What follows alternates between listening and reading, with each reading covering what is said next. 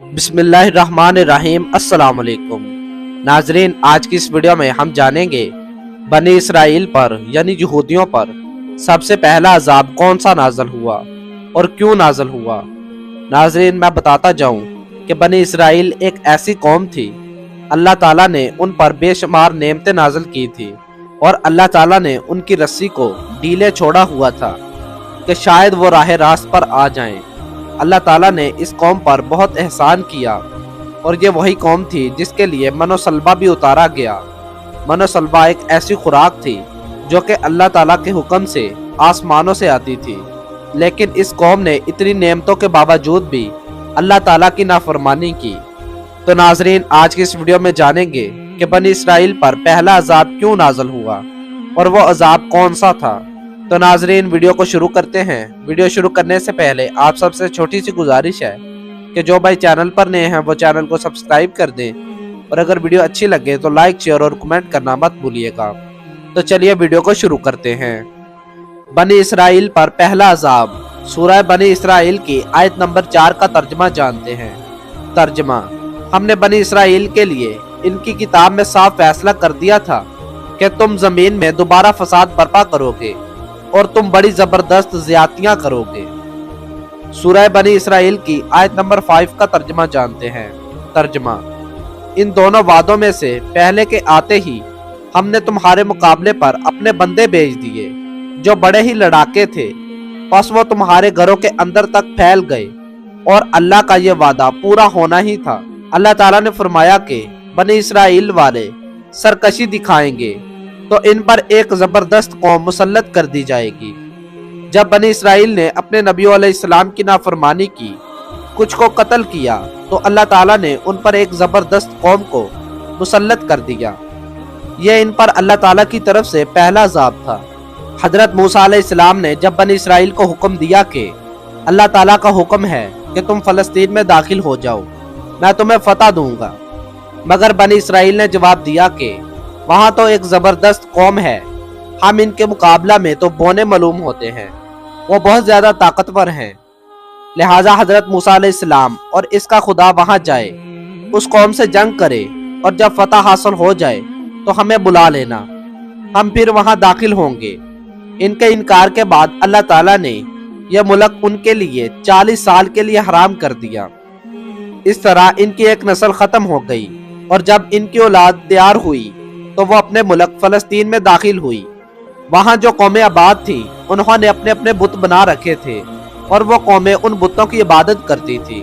وہاں کا ایک بڑا اور مشہور بت جس کا نام ایل تھا، اور اس کی بیوی جس کا نام اشریتا تھا۔ ان اڈوں پر وہاں فحاشی اور عیاشی عام تھی۔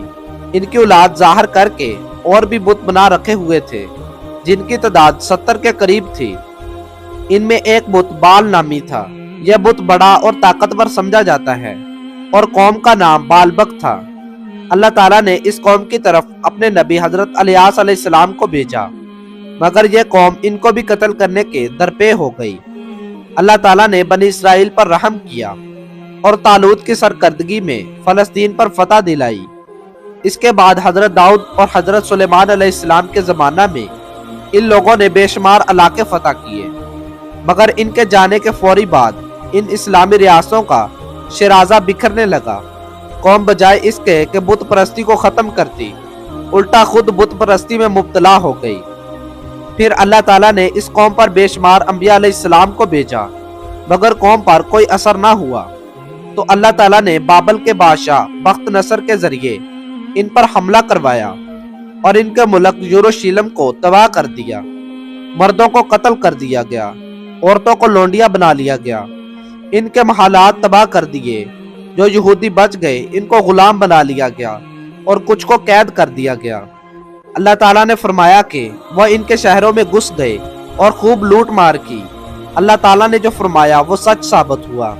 ناظرین، بخت نصر بادشاہ بہت ہی ظالم انسان تھا، اور وہ جس ملک میں بھی جاتا اس کو تباہ کر دیتا اور ان کا مال لوٹ لیتا۔ تو ناظرین، یہاں پر بھی اللہ تعالیٰ کا یہ عذاب تھا کہ اللہ تعالیٰ نے ان پر بخت نصر بادشاہ کو مسلط کر دیا، اور بخت نصر اور اس کی قوم نے بنی اسرائیل کو تباہ کر کے رکھ دیا، اور ان کا سارا مال لوٹ لیا اور مردوں کو قتل کر دیا۔ اور عورتوں کو اپنی لونڈیاں بنا لیا۔ ناظرین، اس زمانہ میں جو حال بنی اسرائیل یعنی یہودیوں کا ہوا، وہی حال اب مسلمانوں کا ہو رہا ہے۔ افغانستان، عراق، بیروت، اردن، لیبیا اور شام کا ان سے بھی برا حال ہے، مگر مسلمان ممالک پھر بھی نافرمانی کر رہے ہیں۔ کسی بھی ملک میں اللہ تعالیٰ کا قانون نافذ نہیں ہے، جس کی وجہ سے آج مسلمان اس قدر ذلیل ہو رہے ہیں کہ انہوں نے اللہ تعالیٰ کے قانون کو چھوڑ دیا ہے، اور ہر ملک نے اپنے اپنے قانون بنائے ہوئے ہیں، اور آج دیکھا جائے تو ہر ملک میں فحاشی عام ہو چکی ہے۔ ناظرین، جس کی وجہ سے ہم پر آج عذاب نازل ہو رہے ہیں۔ ہمیں اللہ تعالیٰ سے دعا کرنی چاہیے کہ اللہ تعالیٰ ہمیں اپنے حفظ و امان میں رکھے اور ہمیں سیدھے رستے پر چلائے اور ان رستوں سے بچائے جو گمراہی کی طرف لے کر جاتے ہیں۔ ناظرین، آج کی اس ویڈیو میں ہم نے یہ جانا کہ بنی اسرائیل یعنی یہودیوں پر سب سے پہلا عذاب کیوں نازل ہوا اور وہ عذاب کون سا تھا۔ ناظرین، امید کرتا ہوں آپ کو یہ ویڈیو بہت زیادہ پسند آئی ہوگی۔ اگر آپ کو یہ ویڈیو پسند آئی ہے تو اپنے دوستوں اور فیملی ممبر سے ضرور شیئر کیجیے گا تاکہ ان کے بھی علم میں اضافہ ہو۔ اللہ کے بندوں، اس طرح کی ویڈیوز آگے پہنچانی چاہیے تاکہ ہر بندے تک دین کی تعلیمات پہنچ سکے۔ ناظرین، اینڈ میں پھر سے گزارش کروں گا کہ جو بھائی چینل پر نئے ہیں وہ چینل کو سبسکرائب کر دیں اور مزید ایسے اچھے واقعات، کہانیاں اور قصے دیکھنے کے لیے بیل آئیکن کو پریس کر دیں تاکہ آنے والی ہر نئی ویڈیو کا نوٹیفیکیشن آپ تک پہنچ سکے۔ جزاک اللہ، ملتے ہیں اگلی ویڈیو میں، تب تک کے لیے اللہ حافظ۔ دعاؤں میں یاد کیجیے گا اور اگلی ویڈیو کا انتظار کیجیے گا۔